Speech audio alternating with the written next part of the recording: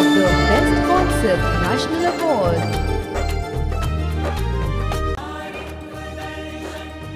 आओ करें दृष्टि परिवर्तन, नारी को नहीं नारित्व को देंगे एक वैचारिक क्रांति।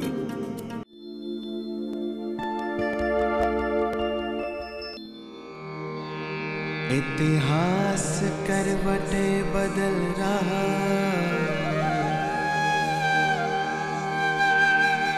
युग ने ली अंगड़ाई,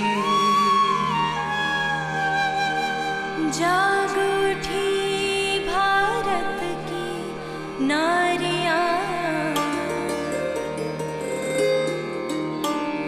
शिव से शक्ति पाई। वंदे मातरम करे जगत, श्रद्धा भाव समर्पण।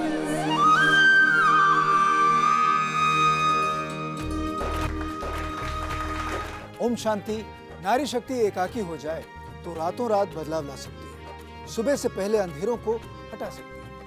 आज हमारे प्रोग्राम के इस कड़ी में हम नारी की शक्ति के अष्ट रूपों को विस्तार में जानेंगे। इन आठों शक्तियों के क्या क्या रूप और गुण हैं, इन्हीं सब रूपों की आज हम विस्तार से चर्चा करेंगे अपने इस कार्यक्रम के जरिए जिसका नाम है नारित्व दर्शन।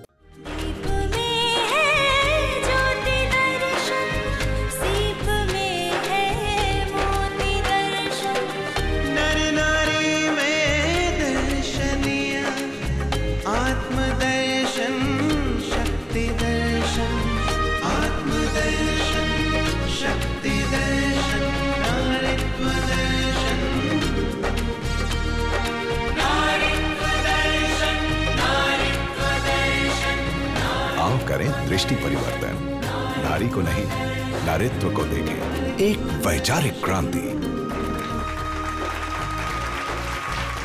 ओम शांति। मैं हूं अमन वर्मा और हमारे इस सफर में ब्रह्मा कुमारीज के गॉडलीवुड स्टूडियो में हमें ज्ञान के प्रकाश की ओर ले जाने हमारे साथ मौजूद हैं पिछले 50 सालों से ब्रह्मा कुमारी ईश्वरीय विश्वविद्यालय में सेवारत, नैतिक मूल्यों और आध्यात्मिक ज्ञान की तलाश में अपना संपूर्ण जीवन समर्पित करने वाली वरिष्ठ राजयोग शिक्षिका ब्रह्मा कुमारी चक्रधारी दीदी जी। चक्रधारी दीदी जी जितनी सरल और मधुर प्रवक्ता हैं, उतनी ही प्रभावशाली उनका व्यक्तित्व है। न केवल भारत में बल्कि दुनिया के कई कोनों में आध्यात्म की छाप छोड़ने वाली चक्रधारी दीदी वर्तमान में दिल्ली के साथ रूस और अन्य गणराज्यों में महानिदेशक के रूप में भी सेवारत है और ब्रह्मा कुमारी के महिला विंग की चेयरपर्सन भी हैं। तो जोरदार तालियों के साथ स्वागत कीजिएगा इनका। प्रणाम। ओम शांति। ओम शांति। ओम शांति। बैठिए। दीदी आप यहाँ पे आए, बहुत बहुत शुक्रिया।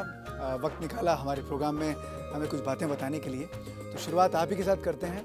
मुझे ये बताइए, हम ये जानना चाहते हैं कि नारी के ये जो आठों शक्तियाँ हैं, इनके बारे में मैं चाहता हूँ कि विस्तार में आप मुझे और हमारे जो ऑडियंस है और वहाँ जो लोग हैं इन्हें बताएं। मैं समझती हूँ पहले हमारी तैयार हुई डॉक्यूमेंट्री फिल्म है जी, पहले उसे देख लिया चाहिए। पहले डॉक्यूमेंट्री फिल्म। चलिए तो पहले डॉक्यूमेंट्री फिल्म देखते हैं, उसके बाद आपसे पूछेंगे कि विस्तार में आप क्या बोलना चाह रहे हैं। आइए देखते हैं। आदर्श नारीत्व अर्थात शक्ति स्वरूपा नारी। नारी की शक्तियां अपार हैं, लेकिन उनमें से 8 मुख्य शक्तियां गाई हुई हैं। यदि अष्ट शक्तियों में से एक भी शक्ति की कमी हो तो नारी पूजनीय और विश्वसनीय नहीं बन सकती है। जब हम नारी की अष्ट शक्तियों के बारे में बात करते हैं तो एक अष्टभुजा वाली देवी दुर्गा का चित्र हमारे सामने आ जाता है, जिसकी प्रत्येक भुजा हर एक शक्ति को संबोधित करती है। विस्तार को संकीर्ण करने की शक्ति उसकी एक ऐसी भुजा है जैसे एक कछुआ अपने दुश्मन को देखते हुए तुरंत अपनी कर्मेंद्रियों को समेट लेता है और जब भी उसे कर्म करना है तब अपनी इंद्रियों को बाहर ले आता है। वैसे ही नारी दिन भर विभिन्न रूप, माँ, बहन, बेटी, पत्नी, समाज सेवा निभाती है, लेकिन जब देखती है कि वायुमंडल में नकारात्मक परिस्थितियां उत्पन्न हो रही हैं, तो तुरंत अपने आत्मिक शक्ति स्वरूप में स्थित हो जाती है। इससे उसका परिस्थिति को देखने का दृष्टिकोण सकारात्मक हो जाता है। जब उसे अपने पियर घर से ससुर घर जाना रहता है, तो यात्रा में हल्के रहने के लिए उसे वह सब कुछ पीछे छोड़ देना पड़ता है। मायके का आंगन, माता पिता, भाई बहन, सहेलियों का साथ, यह सब वह आसानी से कर लेती है, क्योंकि उसके पास समेटने की शक्ति की भुजा है, जिससे वह अपने मन के व्यर्थ और भूतकाल के विचारों को समाप्त कर सरलता से जीवन में आगे बढ़ती है। उसके सास के गुस्से के पीछे नारी उसकी सास के भाव को समझती है, इसीलिए अपनी सास के गुस्से को सहन कर लेना बहुत आसान हो जाता है। वह अपने बच्चे के लिए भूखी रह जाएगी, लेकिन बच्चे को खाना जरूर खिलाएगी। वह अपने पति के स्वास्थ्य के लिए दीर्घ आयु के तप उपवास भी करती है, फिर चाहे उसका पति उसका सम्मान करे या ना करे। उसकी इन फलों से लदा वृक्ष के समान सहन करने की शक्ति की भुजा उसके विवेक और सूझबूझ को दर्शाती है। घर के सभी सदस्य विभिन्न स्वभाव संस्कार वाले हैं, फिर भी बड़े दिल से उन्हें स्वीकार कर लेने के कारण सभी की कमी कमजोरी, अपयश यश को समाकर सागर के समान समाने की शक्ति भी उसकी एक भुजा है। एक जौहरी को जैसे हीरे और पत्थर की परख होती है, वैसे ही शक्ति स्वरूपा नारी को गलत और सही की पहचान होती है, क्योंकि वह अपने ज्ञान के तीसरे नेत्र से मनुष्यों के भाव को पढ़ लेती है। उसकी यह परख की भुजा उसे व्यक्ति और परिस्थिति के बुरे इरादों से बचाती है, और इसीलिए उसकी निर्णय शक्ति की भुजा भी शक्तिशाली हो जाती है। कहाँ उसे मालिक बनकर राय देना है, तो कहाँ उसे बच्चापन चुप रहना है। कहाँ कोमलता से पेश आना है, तो कहाँ उसे दृढ़ रहना है। कहाँ उसे स्नेह का प्रयोग करना है, तो कहाँ शक्ति का। यह निर्णय ठीक से लेने के कारण उसका जीवन रूपी तराजू संतुलित रहता है। चाहे कितने भी तूफान उसके जीवन में क्यों न आते हों, उसके मन रूपी दीपक में बसी हिम्मत की बाती सदा जलती ही रहती है। यमदूत से भी लड़ने का साहस रखती है। इतनी सामना करने की शक्ति एक नारी ही की भुजा में है। जब कभी भी उसके घर परिवार में पहाड़ जैसी विपत्ति आई है, उसके अपने उसके पराये बन गए हैं, उनसे किनारा करने के बजाय अपनी विशेषताओं का सहयोग उन्हें दिया है। अपनी शुभ भावना का सहयोग देकर झुककर औरों को भी झुकाने की शक्ति है उसकी भुजा में। भगवान शिव ने भी संसार परिवर्तन के भव्य कार्य में नारी को कलश प्रदान किया है। इन सभी शक्तियों की प्राप्ति सिर्फ और सिर्फ परमात्मा शिव द्वारा ब्रह्मा कुमारीज में सिखाए गए राजयोग मेडिटेशन द्वारा ही हो सकती हैं। इन्हीं अष्ट शक्तियों को अस्त्र के समान कर्म क्षेत्र में प्रयोग करने पर शक्ति स्वरूपा नारी एक सशक्त वैचारिक क्रांति लाने के निमित्त बनती है। यह है नारीत्व दर्शन। ये थी हमारी डॉक्यूमेंट्री। और अब दीदी बताइए हमें। मैं ऐसा समझती हूँ कि इस डॉक्यूमेंट्री फिल्म से बहुत ज़्यादा सबको स्पष्ट हो चुका होगा। फिर भी मैं ये कहूँगी, अगर आप छोटी छोटी बातों को सुनते हुए बोझिल हो जाते हो या भारी हो जाते हो, इसे सहन करना या समाना नहीं कहा जाए। अच्छा। सहन करना इसे कहा जाता है सहन शक्ति। मानो सहन करने से आप में शक्ति बढ़े। सहन करने से शक्ति बढ़े। शक्ति बढ़े। और सहनशीलता, जितना सहन करेंगे उतनी आपके अंदर शील पवित्रता की भावनाएं और बढ़ती चली जाए। इसे कहा जाएगा सहन करना और सहनशील बनना। सहन करने का मतलब बोझिल होना नहीं, भारी होना नहीं। बहुत खूब। क्या कारण है कि सभी देवता भी देवी माँ जगदम्बा के कदमों में अपना आशीष झुकाते हैं। नारी की शक्तियां ही इसका कारण है। नारी की इन शक्तियों व गुणों को बारीकी से जानेंगे हमारे खास मेहमान से। कौन है वो खास मेहमान, जानेंगे, लेकिन उससे पहले लेंगे एक छोटा सा ब्रेक। अबला जीवन, हाय तेरी यही कहानी। आंचल में है दूध और आंखों में पानी। तेरी चमड़ी का सौदा होता है, तुम वस्तु बन गई हो। मुझे शक्ति दो। कमजोर बताना बंद करो, ये फूल नहीं चिंगारी है। इसे सताना बंद करो, सबला भारत की नारी है। धरती पर तो कीर्ति बिखेरी, गगन में भी ध्वज फहराया। हमारा ये कार्यक्रम ऐसी ही विशिष्ट महिलाओं से रूबरू होने का एक अनोखा प्रयास है। हम नर नारी के शरीर को ना देख, उसमें आत्मदर्शन, नारीत्व दर्शन करें। देखना ना भूलिएगा। Winner of the best concept national award, नारीत्व दर्शन।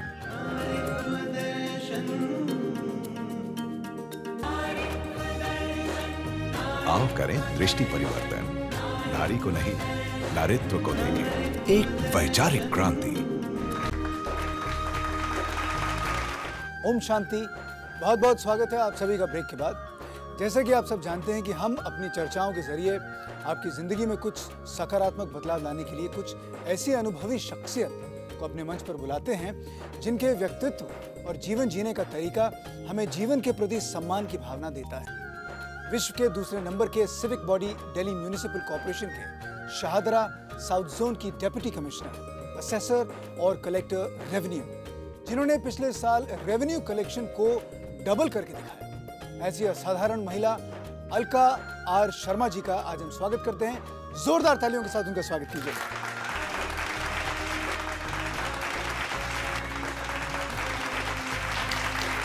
आइए बैठिए। अलका जी, बहुत बहुत शुक्रिया हमारे इस प्रोग्राम में आने का। बहुत सारी बातें आपसे करनी है।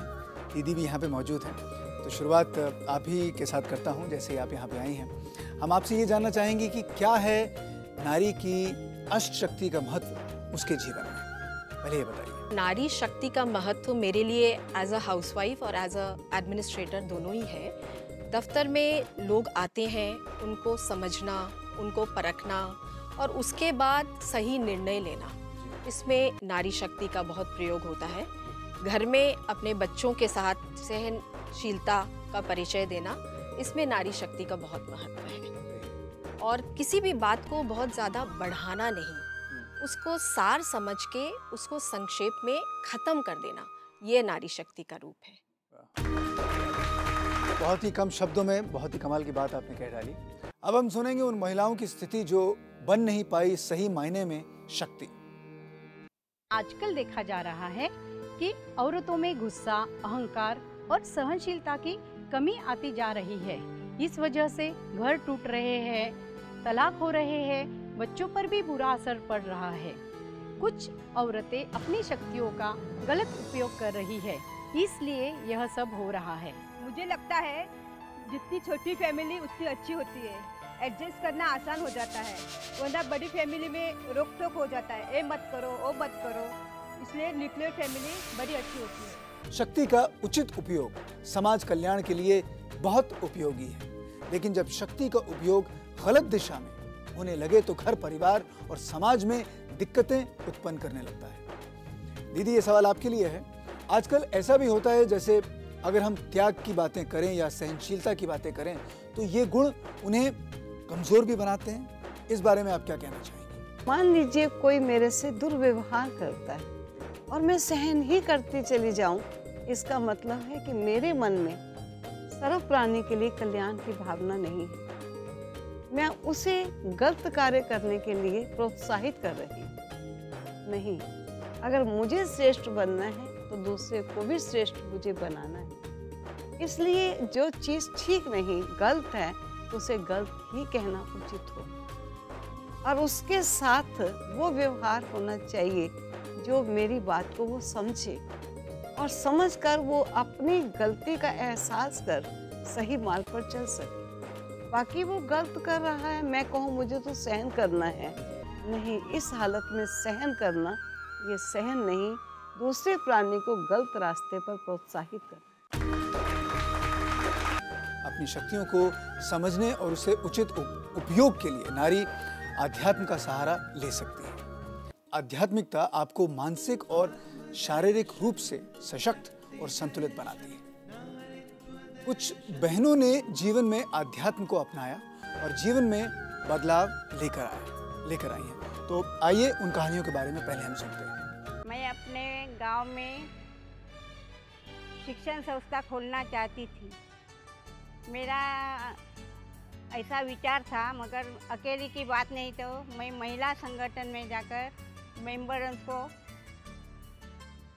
बताया तो मेरे को उसने चालना दे दी। मेरा इरादा नेक था, इसलिए मेरे को सबका सहयोग मिल गया। मेरी शादी को 2 साल हुए हैं और 2 महीने का मेरा बच्चा है। मेरे पति को हार्ट अटैक से देहांत हो गया। मैं एक शिविर में आई हूँ, ब्रह्मा कुमारी राजयोग के अभ्यास से मुझे बहुत शक्ति मिल रही है। शक्तियों का सकारात्मक उपयोग बहुत जरूरी है। दीदी, ये सवाल आपसे कि कैसे नारी अपनी शक्तियों की जो असली हुनर है उसे कैसे पहचाने और उसे कैसे सकारात्मक राह पर लेकर आए, मैं ये आपसे जानना चाहूँगा। मैं ऐसा कहूँगी कि महिलाओं में कई बार कुछ ज़्यादा बोलने की आदत है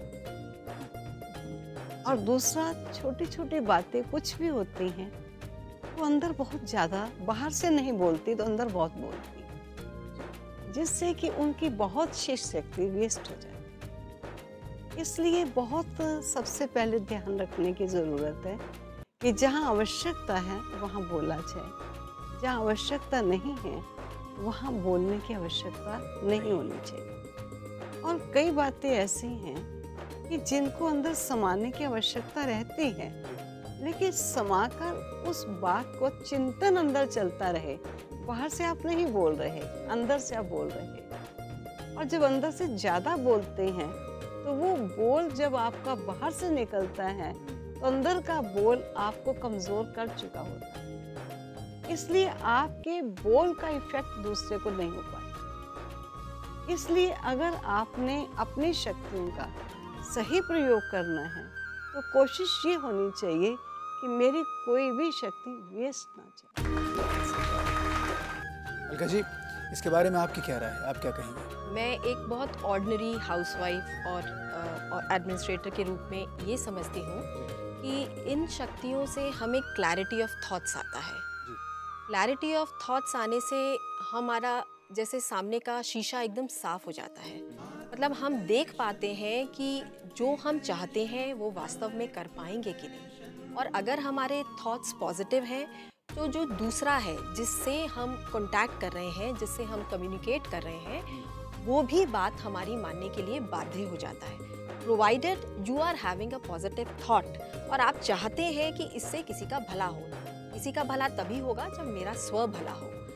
इस तरह के सकारात्मक सोच होने से दूसरा व्यक्ति भी हमारी बात समझकर वही करता है जो हम चाहते हैं। क्यों? क्योंकि हम चाहते हैं कि इसमें मेरे साथ उसका भी भला है। जैसे मेरी टीनेज डॉटर है, कई बार ऐसा होता है वो उम्र के उस पड़ाव पे है कि मैं उसकी बात नहीं समझ पाती, या वो समझती है कि माँ जो बातें कह रही हैं वो अगर लड़के पे लागू है तो मुझ पे लागू क्यों नहीं है। क्योंकि मैं दिल्ली को बिलोंग करती हूँ, वहाँ का वातावरण थोड़ा आजकल माँ होने के नाते मुझे थोड़ा घबराहट देता है अगर मेरी बेटी बाहर जाती है। तो मैं चाहूँगी कि वो इस किस्म के कपड़े ना पहने या इस समय ना जाए। वो ये कहेगी कि जब भाई जा सकता है तो मैं क्यों ना जाऊँ। तो मैं उसको at least I am able to convey my thoughts to her. वो ये अप्रिशिएट कर पाएगी कि जो माँ मेरे लिए कह रही है ये मेरे भले के लिए है, जस्ट केवल उसको रिबेल करने के लिए वो नहीं कहेगी। ऐसा मुझे महसूस होता है अगर मैं अपने थॉट्स में क्लियर हूँ और मैं अपने थॉट्स में बिल्कुल पॉजिटिविटी चाहती हूँ। वंडरफुल, क्या कमाल की बात कही कि अगर आप अपने थॉट्स में पॉजिटिव हैं तो सामने वाले तक वो बात अवश्य पहुंचेगी। नारी के जीवन में शक्तियों के अलग अलग रूप का समायोजन है जो उसे महत्वपूर्ण जिम्मेदारियां देते हैं, जिसे वो काफ़ी हद तक बखूबी निभाती है। लेकिन कभी कभी उसका प्रवाह गलत दिशा की ओर भी जाने लगता है। तो उस समय यदि अध्यात्म का सहारा ले तो नारी के जीवन में बहुत उपयोगी है। और ऐसे कई पहलू हैं नारी शक्ति के, कई ऐसे सवाल हैं जिनका जवाब ढूंढेंगे हम, लेकिन एक छोटे से ब्रेक के बाद। प्लीज़ कहीं जाइएगा नहीं, ब्रेक के बाद आप लोगों से फिर मुलाकात होगी। ब्रह्मा कुमारीज के प्रत्येक सेवा केंद्र पर राजयोग मेडिटेशन निशुल्क सिखाया जाता है। ये कोर्स 7 दिन प्रतिदिन 1 घंटे का है। बड़े शहरों से लेकर छोटे छोटे गांवों में हमारे 8000 से अधिक सेवा केंद्र हैं।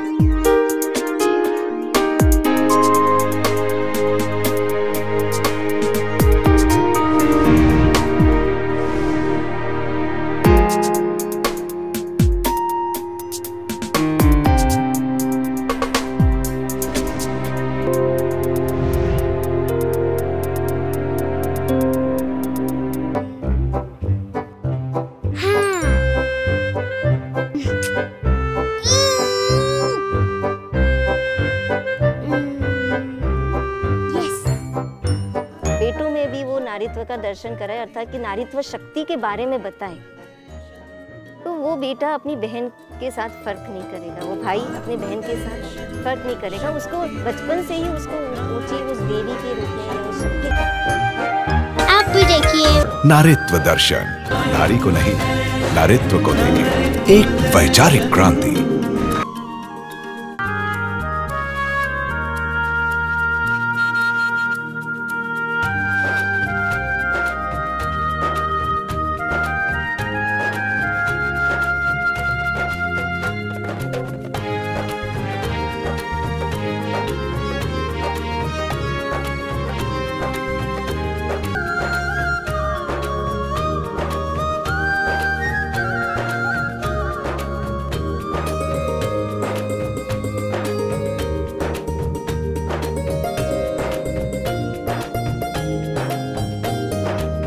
संस्कृति की तू रक्षक है, संतति की संरक्षक है।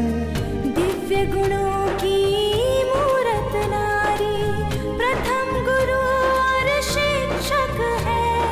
तुम्हें लक्ष्मी देवी दुर्गा सरस्वती है पूजन अर्चन। आओ करें दृष्टि परिवर्तन, नारी को नहीं नारीत्व को देंगे एक वैचारिक क्रांति। ओम शांति। एक कहावत तो आप सभी ने सुनी होगी कि हर कामयाब आदमी के पीछे एक औरत का हाथ होता है। और ये कहावत केवल आज ही नहीं बल्कि पुराने जमाने से नारी के चरित्र की गाथा का बयां कर रही है। हमारे बीच भी आज कुछ ऐसी बहनें हैं जिनके कुछ अलग अलग अनुभव हैं। चलिए हम उनसे उन अनुभवों के बारे में सुनते हैं। आज से कुछ साल पहले मुझे मॉडलिंग के कुछ ऑफर्स आए थे, कुछ कॉरपोरेट सेक्टर से थे, कुछ 1-2 फिल्म इंडस्ट्री के भी थे। टीनेज में थी इसलिए कंफ्यूज हो गई, करियर किस चीज़ को अपनाऊं अपना। तभी मुझे किसी ने बताया राजयोगा मेडिटेशन के बारे में। मैंने इसे सीखा और फील किया कि थॉट्स में बहुत क्लैरिटी आती है और निर्णय शक्ति और परख शक्ति इतनी बढ़ी कि तब मैंने ये चीज़ डिसाइड की मुझे अपना करियर उसे चुनना है जिससे मैं अपने उसूलों से कोई कॉम्प्रोमाइज़ नहीं करूं। मैंने अपने दिल की बात सुनी और आज मैं अपने प्रोफेशन से बहुत खुश हूँ। बहुत कुछ। क्या प्रोफेशन है आपका? मेरा HR है। HR है? जी जी। चलिए, आपके अलावा कोई और कुछ कहना चाहते हैं? जी कहिए। मेरा नाम देवराम राजगौर है जी। मैं एक सक्सेसफुल बिजनेसमैन हूँ। अचानक एक बार मुझे चक्कर आया और शरीर में पसीना पसीना हो गया।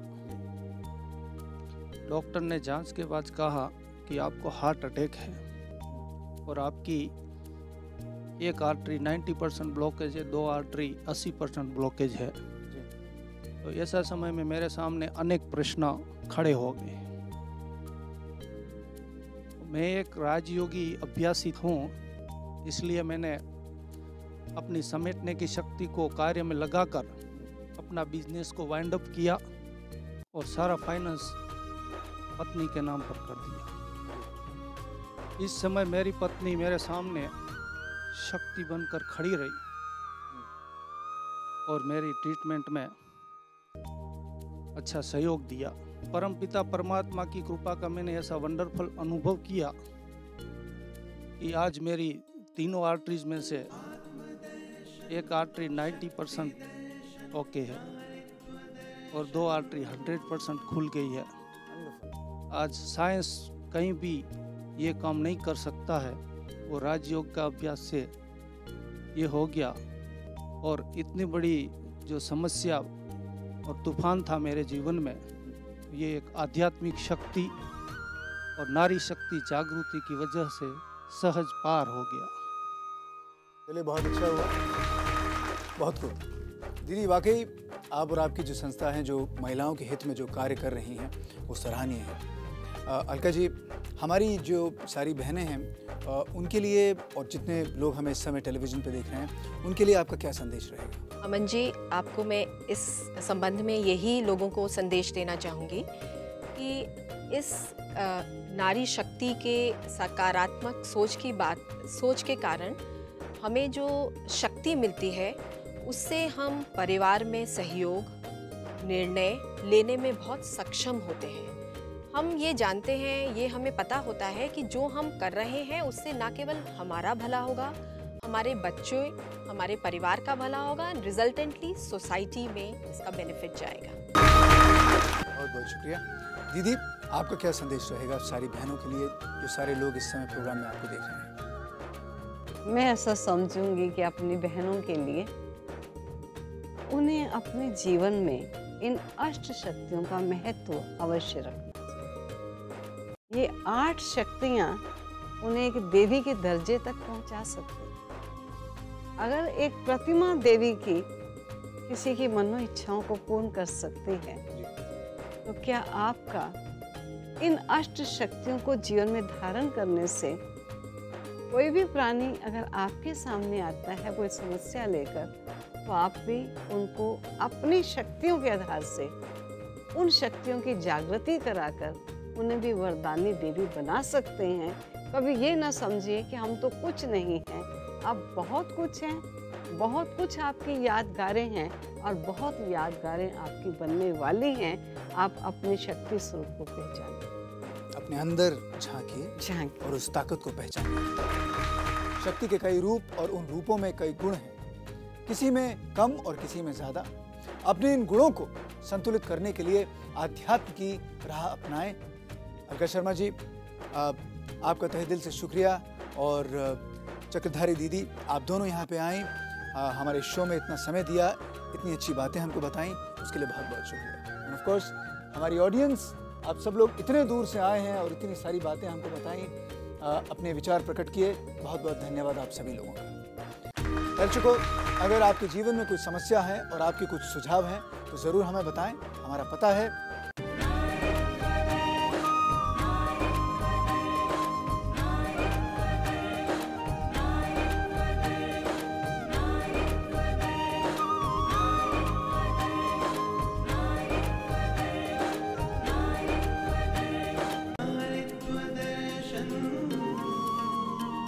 और आपसे फिर मुलाकात होगी हमारे अगले एपिसोड में, और जानेंगे नारी के आध्यात्मिक और नैतिक सशक्तिकरण के बारे में हमारे इसी प्रोग्राम में, जिसका नाम है नारीत्व दर्शन। तब तक के लिए इजाजत दीजिए।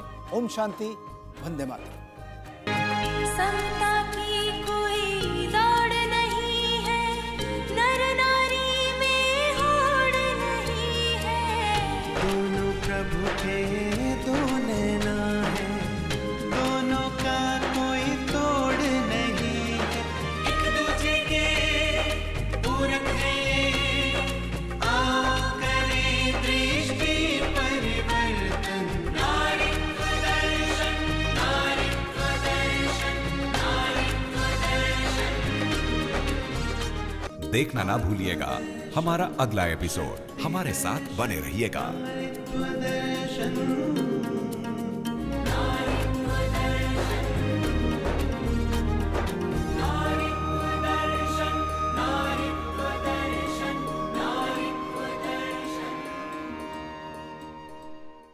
Winner of the best concept national award शांति। जब तक पुरुष का स्त्री के प्रति दृष्टिकोण परिवर्तित नहीं हुआ, तब तक परिवर्तन नहीं आ सकता। ऐसा अनैतिक कर्म करना मैंने उचित नहीं समझा, तो ये भी मेरे माँ का दिया हुआ संस्कार का ही असर है। क्या बात है, क्या बात है, बहुत खूब। आओ करें दृष्टि परिवर्तन। नारी को नहीं, नारित्व को देंगे एक वैचारिक क्रांति।